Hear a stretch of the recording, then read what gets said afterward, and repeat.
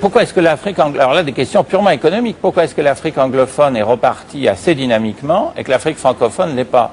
Pour des raisons absurdes de gestion du taux de change. Enfin, c'est-à-dire le fait d'avoir une monnaie liée encore au franc français et donc à l'euro, avec une monnaie, un taux de change fixe et un étranglement vraiment de tout ce qui peut être la compétitivité locale, est une aberration totale et qui est vraiment, celle-là, elle est tenue par le Trésor français en permanence.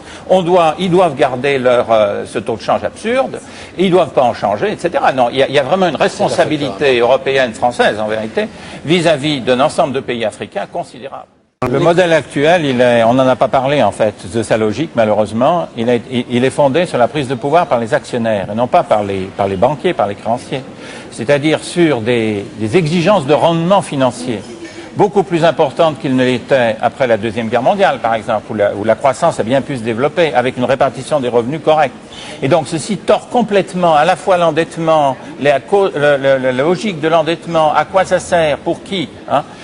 L'essentiel aujourd'hui est fait pour réaliser des rendements financiers qui dépassent 15, 20, 30%. Il est clair qu'avec cette logique-là, le capitalisme ne peut certainement pas servir en même temps les avantages sociaux des populations des pays les plus pauvres. Donc c'est cette logique capitaliste de la globalisation qui n'a pas été maîtrisée par les gouvernements qui est vraiment le cœur du problème.